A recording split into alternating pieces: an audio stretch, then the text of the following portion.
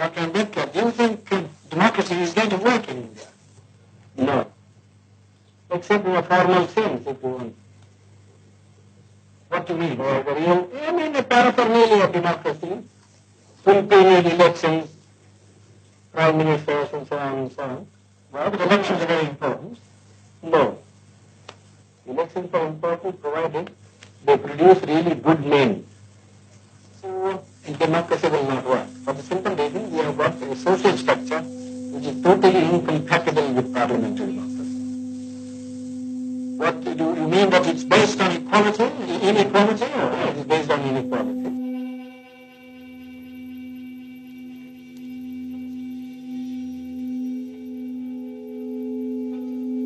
The alternative, as I think, is some kind of communism.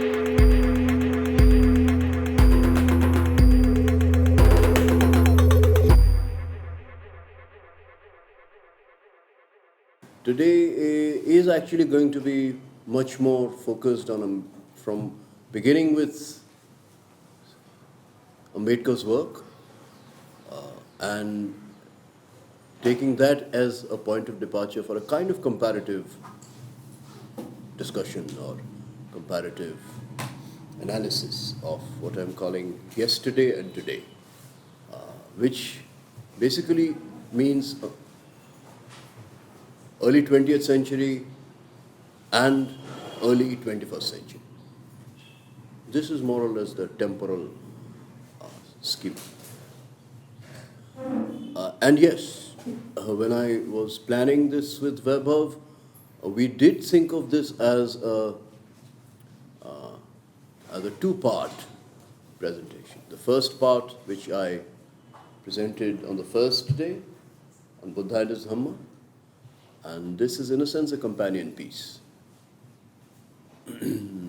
Particularly because it is starting from texts that Ambedkar was engaged in writing, though he didn't complete all of them, of course, in the last part of his life.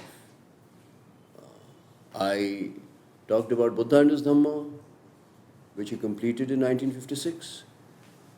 But like I said, at that time, between at least 1952 to 1956, he was simultaneously working on several projects. They are all related to each other, but they're also distinct.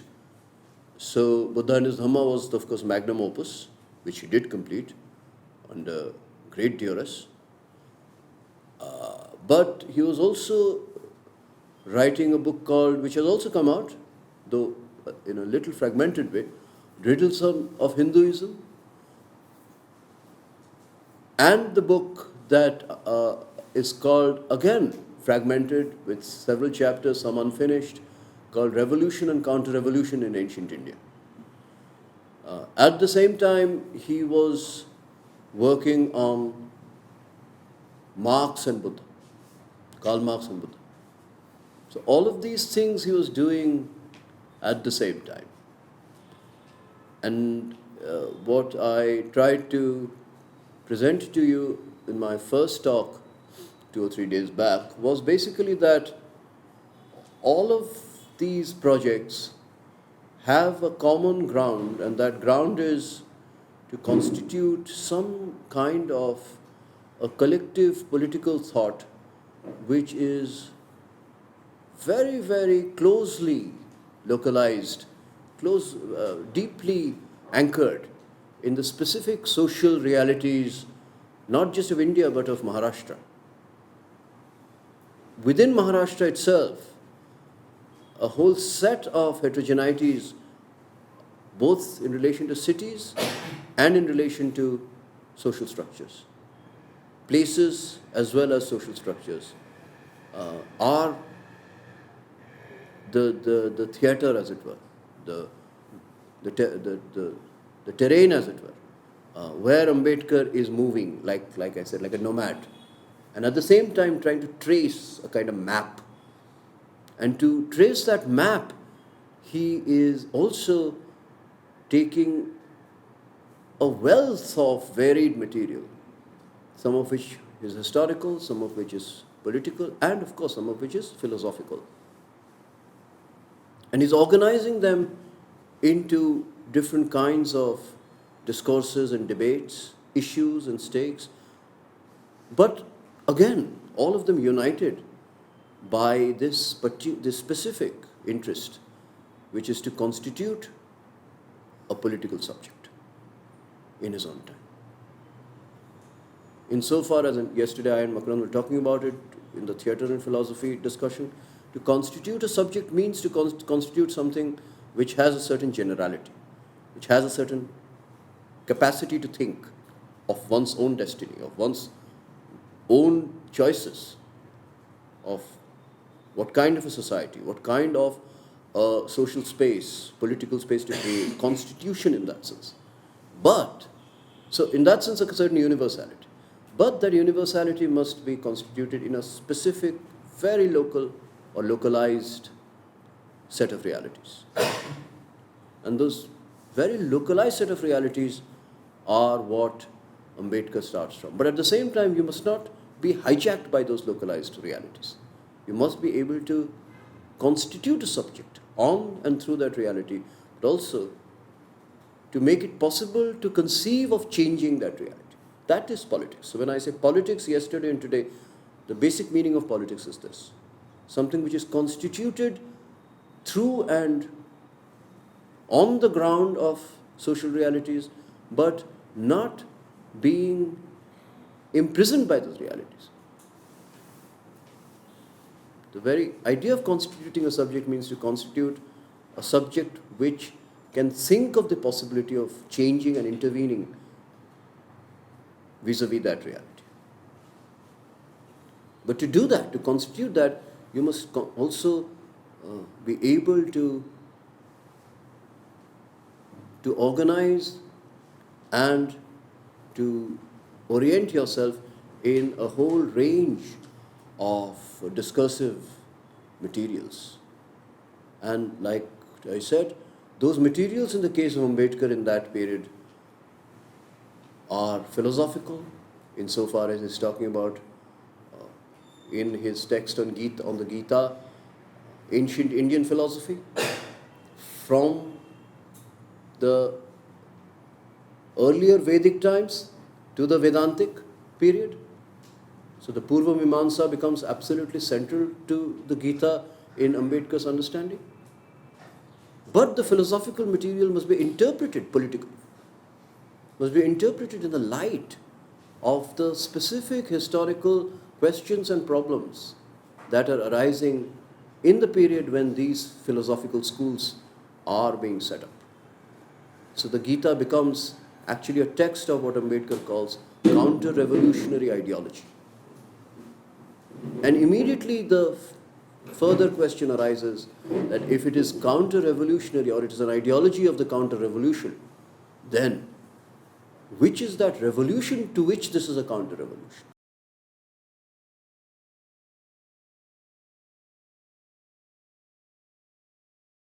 From which Ambedkar retrospectively affirms Buddha. Both the teachings of Buddha, but also, again, the historical terrain on which these teachings emerged. And he's saying that the teachings actually did exactly what he would like to do in his own time, which is that those teachings both made it possible for us to grasp the realities consciously, in a rational way.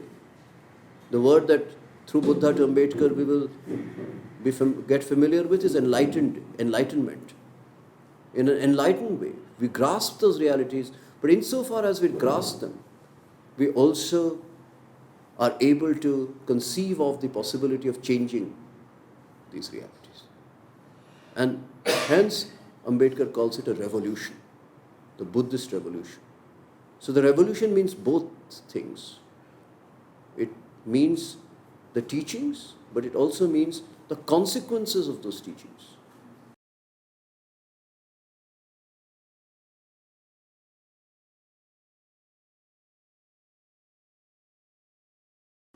The teachings are a kind of transmission. Teachings are a kind of occurrence. There is a kind of performance, not in the sense of theatre, but it is in the sense of uh, what happens. Teaching is a kind of happening. So if I'm able to transmit something, I can only do it through a certain force.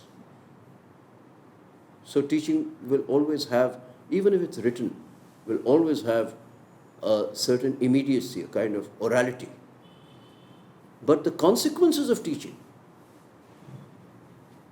which can go a long way and also which can travel in many directions, is precisely to raise the question of whether a subject can be constituted, which is not anymore a subject of merely education, but through that education or through that teaching, a subject of politics. Insofar as, like I defined it a moment back, politics is a question of the possibility of change. So teaching, which starts from the teacher, now becomes a teaching in itself. So these are the two dimensions of Ambedkar's relation to Buddhism. One is Ambedkar's reading of Buddha, and in that sense, Buddha as an event, Buddha as a happening, Buddha as a very specific, localized, sudden emergence.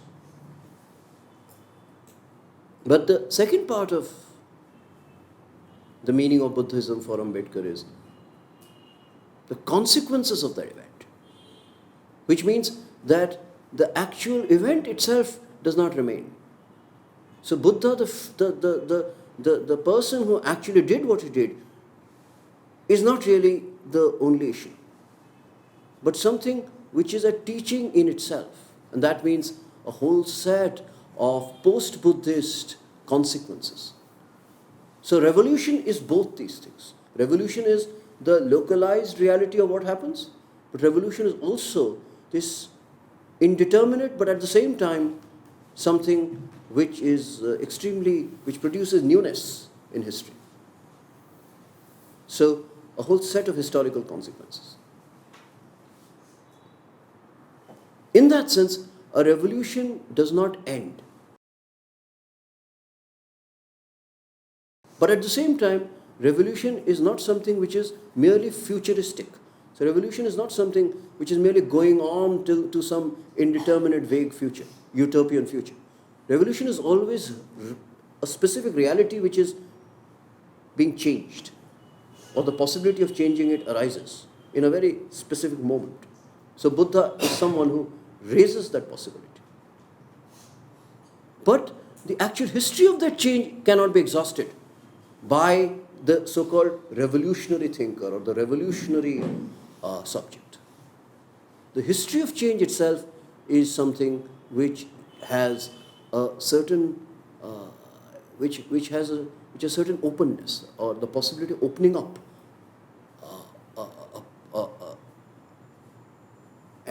a history which is not exhausted. So Buddhism has both these meanings, and this is very important, because Ambedkar himself then can, without any difficulties of conscience or any difficulties of interloping in someone else's property, as if he is someone who is appropriating Buddhism. The question appropriation does not arise for Ambedkar.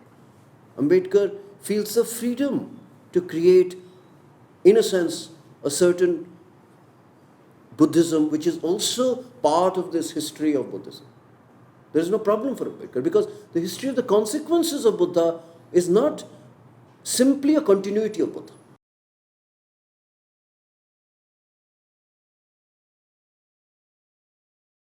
This is something we must understand with revolution.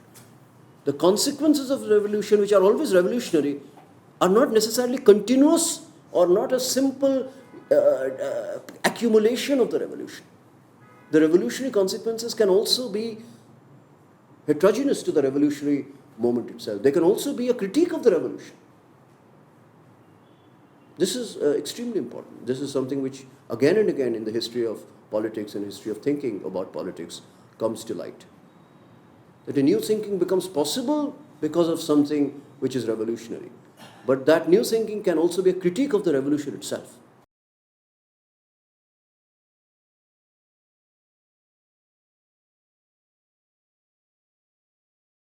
And in that sense, Ambedkar is free to produce a critique of history of Buddhism itself in terms of many specific things, whether it be philosophical or institutional or political. And this is exactly what happens up to the period that I am trying to bring our attention to, which is 1952 to 55. He's taking that long history of Buddhism, he's intervening in it, but in intervening in it, he's also producing a critique of that very history. And it's all part of the meaning of revolution. So this is the ground. But of course, the ground has also a comparative dimension, and hence his close contestation and at the same time interest in communism, which I talked about in the last talk. Why does he engage with Marx so much, apart from his personal interest in Marx and his own engagement with specific issues which the Marxists and the socialists and the communists are also engaged with? For instance, the issue of labor. From the Independent Labour Party time in the 1930s, he is engaged with these questions. But apart from that, he's also bound to talk about communism and Marxism precisely in the light of their common concern, preoccupation, stakes of revolutionary thinking, of the possibility of this kind of historical change. So the comparison with Marxism in his own time is inevitable, and he does not in any way flinch before that comparison. On the contrary, he takes it on robustly. And he's writing that last book on Marx and Buddha, precisely on both the difference between their conception of revolution and their common commitment to some sort of possibility of revolution. That is fundamental change in history. And also a change which produces a history of consequences.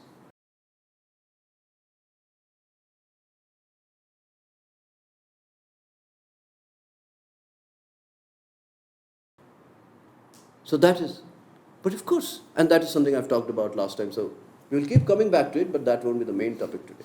But of course, there is always a third thing here when we speak of revolution in history, and that is something very quizzical, something a little bit confusing.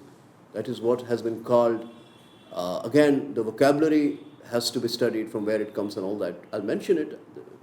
It take a long time and become a bit more scholastic. But the vocabulary of counter-revolution cannot be avoided.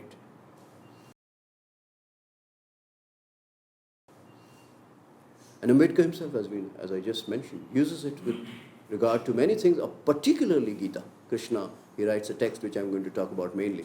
Krishna and his Gita. Gita as the ideology of, the philosophical ideology of counter-revolution.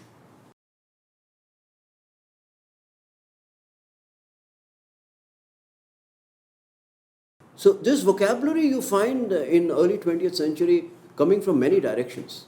One direction from 19th to 20th century is clearly the direction of socialist, 19th century European socialist thought,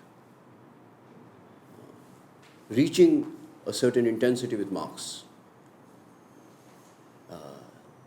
Ambedkar responds to also the historical emergence and evolution of that vocabulary, where, as we know, in 19th century Europe, there were a range of revolutionary socialist positions on which stood both different kinds of militants and activists, but also different sorts of political philosophies. Marx occupied, of course, the most prominent place, but there were several others. So randomly one can think of Blanqui, Proudhon, with whom Marx did a very, very strong polemic. His work, Poverty of Philosophy, is polemic against Proudhon. But they were all actually part of this rich, almost forested terrain of different kinds of revolutionary schools, as it were. But it is in this time that we find that there emerges an equally populated set of counter-revolutionary schools of thought. Though we don't study them that much anymore. Or rather, we study them a little bit now. And we have to ask ourselves, actually, how come only after the 1990s we have been studying counter-revolution more seriously. Till the 90s, revolution was a term that was used commonly, and the tradition of revolution in both local contexts and in this internationalist context, coming from Europe, of course, was studied far more vigorously, but not counter-revolution. It was there, but people didn't really study it with a scholarly interest, with that scholarly kind of seriousness. It is happening now. So the hypothesis there is very clear. It is because from the 90s, counter-revolution is actually the more successful, the more successful and more effective reality than revolution. Until the 90s, it was the revolutionary reality which was considered to be already given, settled. But with the fall of the Soviet Union on an international global platform or whatever scale, counter-revolution became more and more real for us. So at least some people in different places thought we might as well study counter-revolution apart from living through it and living with it. And that is happening now.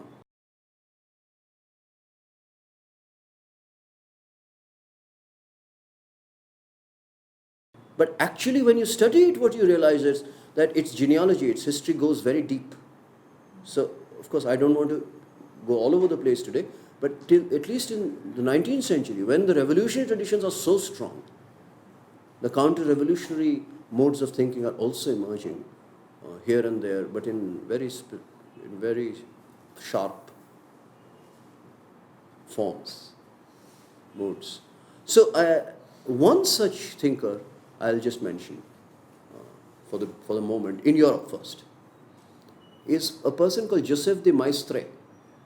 He was a French person, and he came out of France after the revolution. So the 19th century developments clearly are happening in the light of the inaugural revolution, which is the French Revolution at the end of the 18th century. So Joseph de Maistre is someone who is a young man at that time, and he comes out of it, and he goes off from France. He becomes an immigrant to Russia, and he becomes in the middle 19th century an advisor to the Russian Tsar. I think it was Tsar Nicholas. I think he's someone Eisenstein has made a film on. Joseph de Maistre becomes his advisor, and he writes a text on the French Revolution, a treatise on the French Revolution, which is a counter-revolutionary view on the French Revolution. That is, again in very concrete terms, a view that the revolution was something which needs to be defeated, such that something before the revolution must be restored, which is royalty, which is the sovereignty of the Christian king. And since he is an advisor to the Tsar, he is actually in his own lifetime practicing the practical politics of what is called restoration.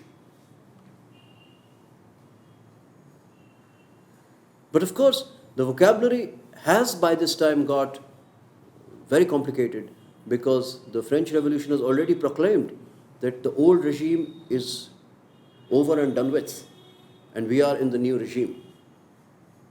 And this is irreversible.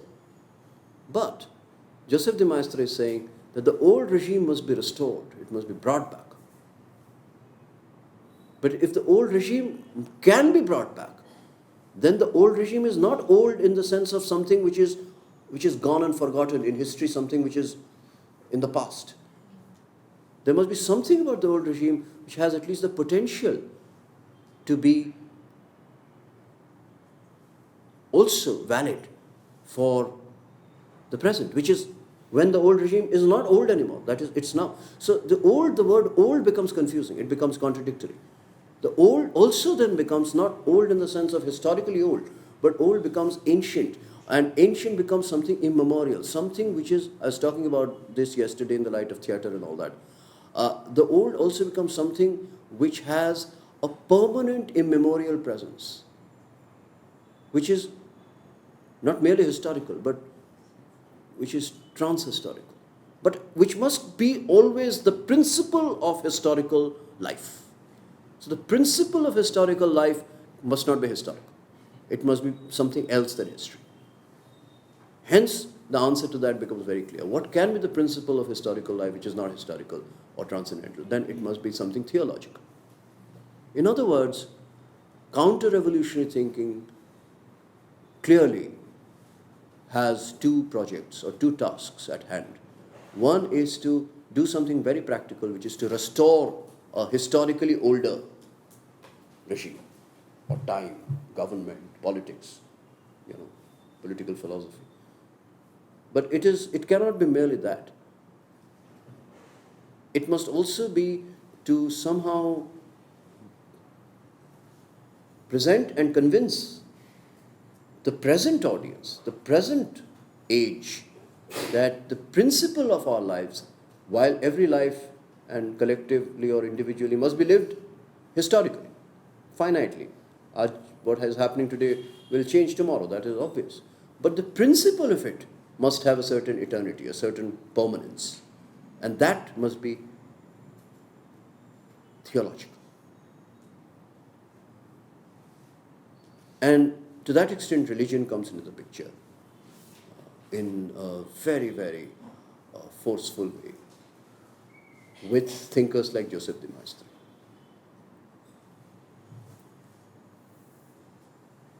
So this coming of religion as the basis for counter-revolutionary thought, apart from it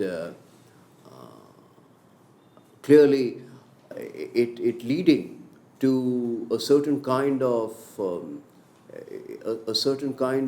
practical consequence that you now have to have the entire business of governing a people through questions of religious institutions. So in India today that is the main point of today's talking. In India today, governance has a certain ambiguity. Are we being totally governed by the so-called constitutionally laid down institutional forms? Or while all that is going on, we are also being increasingly governed by other than constitutional sources or forces? This question is something which we are all thinking about in a kind of ambiguous, vague way. But this was openly and theoretically presented and argued for, and also vehemently argued for, by counter-revolutionary thinkers. They said, yes, the constitution must be formed out of certain principles which have a specific human historical sort of modalities and features. But the real constitution only comes from a sovereignty which is not merely human. This is the question. So we have a second point, apart from governance, which is sovereignty. So one of the fundamental philosophical issues of counter-revolutionary thinking is to bring out or bring back the question of sovereignty. Not simply who is the sovereign. So, you say the Tsar is the sovereign, the king is the sovereign, not this democratic thing of people and all that. That is of course there. But even more basic than that is the question of the logic of sovereignty, the principle of sovereignty. So this is something which in the 19th century really becomes a new contention. Because already apparently the principle of sovereignty has been very clearly declared to be the principle of nothing theological but historical and worldly. That is people. So democracy is sovereignty of the people. But counter-revolutionary thinking says that it does two things. One is that it says that there is a contradiction in the very idea of the sovereignty of the people. The very logic of the sovereignty of the people is flawed. So first we have to see what is their argument about that. And the second is, if the argument about democratic sovereignty or sovereignty of the people is flawed, then we have only two options. One is to give up on the idea of sovereignty at all and only think of government, only think of practical government of populations, of, really existing groups, institutions, spaces, activities, and so on. We shouldn't get into the question of sovereignty. That's one option. Or the other option is we have to search, or we have to restore the true principle of sovereignty despite the very strong sense of outrage that this principle of sovereignty is not democratic or anti-democratic or a principle which opposes democracy. So in my view, on the first possibility, that sovereignty is not a real question, it is just a nominal question. Let us think of practical things. Is the direction that we can say the thinking about modern economics-based politics, which is basically anti-politics? Because sovereignty and all that is abstraction and we get into all kinds of tangles. We must think of practical administration, management. That is the direction you take from that time to up to now, which is the direction of a kind of economic dogmatic economics, that everything is management, everything is resource allocation. And of course, that too is an ideology, the ideology of something like capital. But it does not, or it tries to take a distance from this over preoccupation, too much preoccupation with sovereignty. In that sense, classical politics. That's one. And the other one, of course, is the return of religion to politics, which is something we're talking about all the time in our country now. That the principle of sovereignty actually cannot be solved through democracy. And if you want to solve the principle, the logic of sovereignty, then you have to really have the integrity to say that the principle of sovereignty leads you to a different kind of principle of authority. Even if that is an authoritarian principle, you have to have the integrity to speak the truth and say, no, if we are concerned with sovereignty, we have to then we have to accept that sovereignty can only be something authoritarian. Sovereignty cannot be democratic. Democracy can only be a question of management. So this is a very strange situation, because if you're talking about democracy, the stakes fall like a ton of bricks. Then democracy as a thought is not serious. Democracy is entirely about kind of, within limits, a kind of fair distribution of resources among a limited set of people who are called citizens. Though apparently the political forms of democracy can actually have a lot of authoritarian features, but you don't worry about that. All of that is only for the sake of a kind of limited scale, a kind of economic objective of something like fair distribution of resources. Where of course the criterion of fairness is always something which is a matter of debate. So democracy really becomes an anti-political administrative idea, economistic idea. That would be one side. The other side is, if you want to retain politics, then you have to have this kind of truthful courage in an age of democracy to say that politics essentially has to move towards actually a critique of democracy or something other than democracy. And the ground for doing that is indeed to return to religion, or to, in a new way, sure, but still to come and talk about religion. These are the only two options. So counter-revolution then actually must mean both these things. Though in themselves they don't look like the same.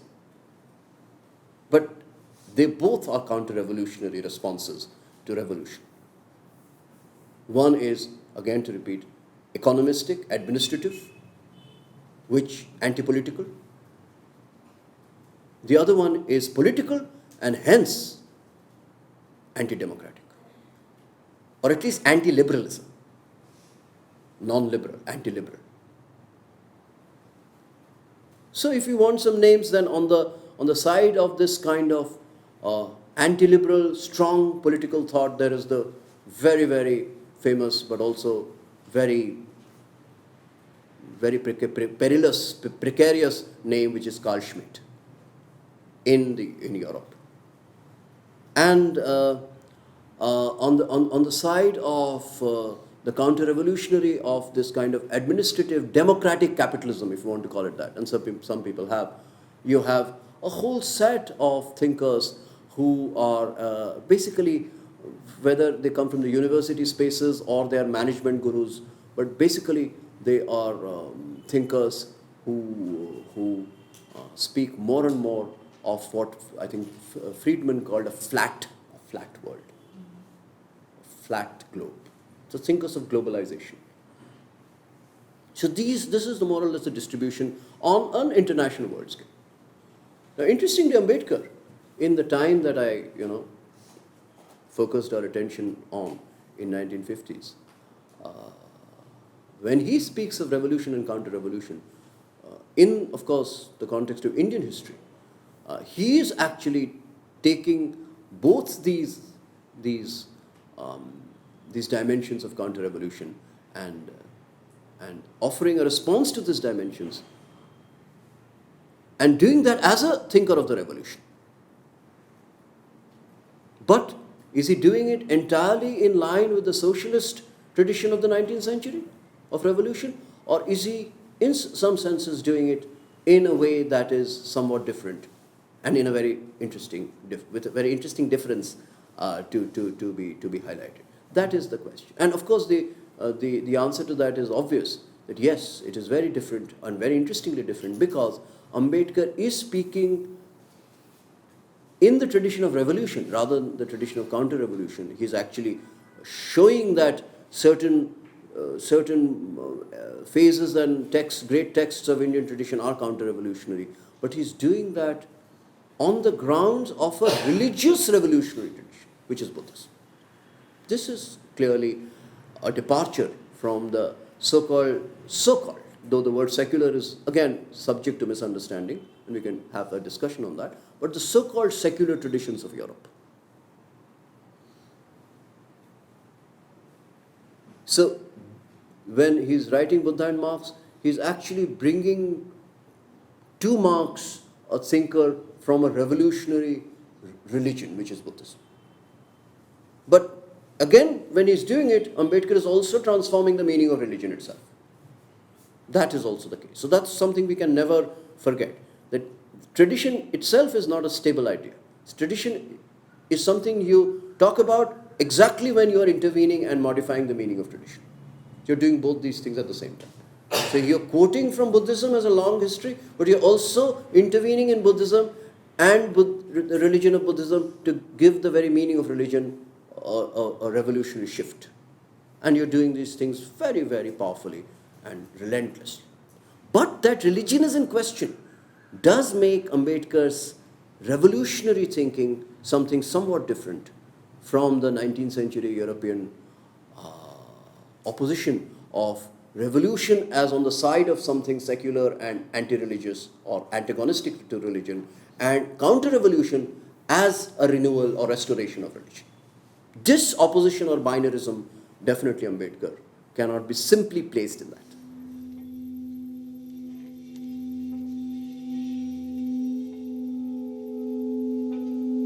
The alternative, as I think, is some kind of communism.